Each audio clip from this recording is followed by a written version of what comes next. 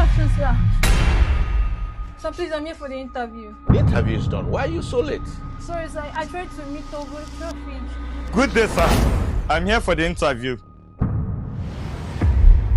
You dressed like this? Did they tell you that this is an interview for madmen? Oh, my appearance. Sorry about that, sir. But this is the best clothes I have. Besides, sir, my dressing is to portray the true reality of every Nigerian and the present condition of this country that we are in. This is how Nigeria looks. This is how you look. You might not see it with your ordinary eye, but if you take a very good look with your third eye, perhaps you might see it. This is what you look like, sir. I'm sorry for saying that, but that is the truth. Young man, you've been blabbing about Nigeria and your frustrations about this country. Listen to me. If you have any frustrations about this country, turn right about out of this company and go to the government house and make your report. I am not the government. I am just the CEO. You are the government, sir. You are the government. She is the government. I am the government. We are the government. And whatsoever character there is a bit to us from the government, from the people of the top, it is as though reflection of every true Nigerian. Those who are presidents, those who are governors, those who are ministers, those who are in power. We are not imported from any other part of the country. They were chosen from this our nation, and it is our character that those whoever that is put there at the top this place. We have seen different kinds of people ruling the nation, yet it remains where it is. We have seen the military rule, nothing changed. We have seen civilians rule, nothing changed. We have seen the children of the rich rule, nothing changed. We have seen somebody who has been suffering and God changes his life and he goes up there, yet nothing changed, because we keep lying to ourselves that the government are the problem. But those government officials are not people who were imported from outside. If you are trying to tell me to get out simply because my appearance is bad, then you are part of the problem. How many graduates are there out there searching for job who know what they want, who knows their onion, yet the job will not be given to them? And those who doesn't know what they are doing are occupying government offices, perhaps because of they are privileged to have good clothes. It takes money to look good. Look at the condition that we are. We cannot even get a square meal to feed from. How do I become good? Young man, you've been ranting, shouting, and raving about the frustrations and the problems of this country. I want to give you an opportunity. And if you can convince me with the right answers, I will give you the job. As the CEO of this company, you will get the job as the manager. And the question goes, what do you think is the cause of the problems in this country? And how do you think they can be ameliorated? If you answer these questions clearly, you'll be assured of getting a job in this company. It's an honor for me to be asked this very question, and I will gladly give an answer to it to the best of my knowledge. The problems of Nigeria, it's nothing but simple two problems. And those problems are going hand in hand. And it's boiled down to dividing the masses. Dividing the clueless masses, where the few smart people that call themselves the politician take over, rule, and manipulate the masses. Now, how do they succeed in doing this? They have two stronger tools that they use as a weapon to divide the masses, which is, first of all, religion and tribe.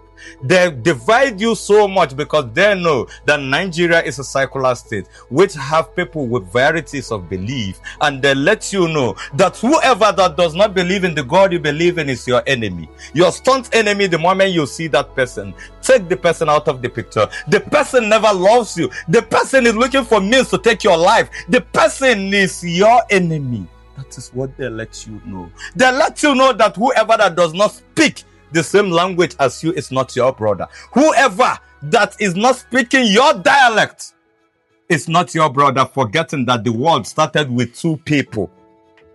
And what language were they speaking? How were they able to communicate? I mean, one human was created before the second. Now, forgetting all of that, that we all are supposed to be brothers, at least in humanity. When they divide the two like this, who is this getting to? The masses. Nigeria is a nation where all these elites try to tell the masses, you people are enemies of each other. Do not agree with each other. You see the poor masses trying, going around looking for each other to take each other's life. You see them shouting at each other. You go to newspaper stand trying to see two people fighting because of their favorite politicians. Yet you see the politician sit and eat in the same plate. This is the problem of Nigeria. Nigeria is a country which has been divided by those elites. Tomorrow they will tell you that there is a political fight. If you look at those carrying those cutlasses, if you look at those taking the lives of each other, you will got to realize that these are the poor masses fighting the poor masses. It doesn't matter whether the person is Hausa, it doesn't matter whether the person is Igbo, it doesn't matter whether the person is Yoruba, it doesn't matter whether the person is Calabar, but these are problems circulating within the poor masses. Does it end there? When a good person comes out for president, people ask, where is he from? Who is contesting? I first of all check out if I can find a good person from my tribe before I vote. If there is no good person from my tribe, it's either I forfeit my vote or I vote for the bad person to manage it. And when the bad person goes in, the person will hike the price of fuel. And all of us will suffer for it. The entire masses, regardless of your tribe, your religion, your culture. Nobody asks you what tribe are you from before they'll tell you that a liter of fuel is 1,400 naira. Beyond that, it goes to choosing a staff in some other places. I have never seen for one day that they say a son of a multi-billionaire in Nigeria, or a son of a president, a son of a governor, a son of a minister was a victim who lost his life at the cost of tribal fight. Check all the states that tribal fight is going on. Not even for once has a son of a governor lost his life. Not even for once has a son of a minister. Not even for once has a son of even ordinary local government chairman. He is the poor taking the lives of the poor. Major problems. These are the major challenges. The cause is dividing you. They weaponize poverty.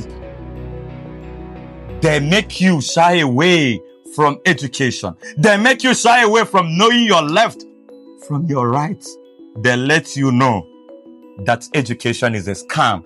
It's not a scam, but a propaganda that they want to use, not just to weaponize poverty, to weaponize your illiteracy and use it to rule over you. The same set of people that rule in their 30s are ruling in their 80s, and yet nothing is being done about it because nobody knows the difference between his left and his right. They put on fear on you. They make you afraid. They imprison you emotionally. Mental slavery is what we are going through. They put on fear so you won't know the difference between your left and your right. They make you afraid so that they rule over you forever. They make you hate one another. They make you mistake your enemies to your fellow commoners that you are supposed to love one another, unify with your strong unity. Nobody intimidates you. You never knew that they were your true enemies.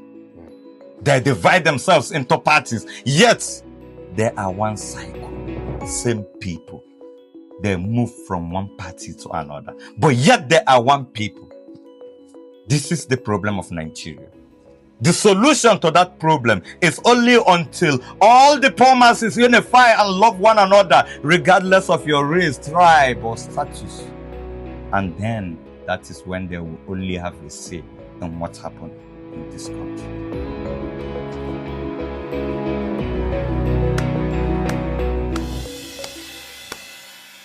Marvelous. You've demystified the mystery of this hydra-headed monster, the devil in this country. Let me see.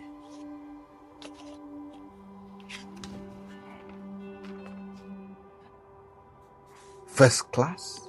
Yes, sir. You made a first class? Congratulations.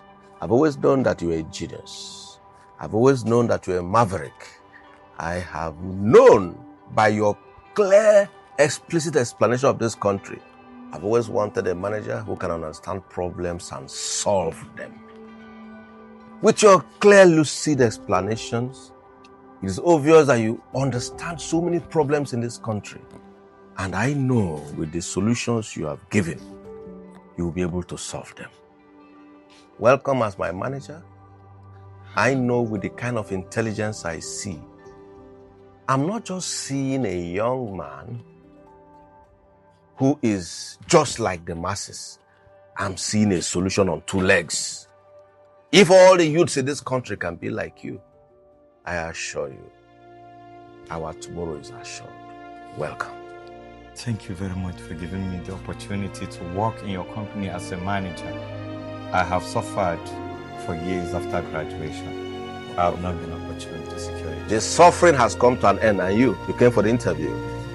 Wait for me at the reception. I will come and interview you personally. You are welcome. Follow me. Okay, sir.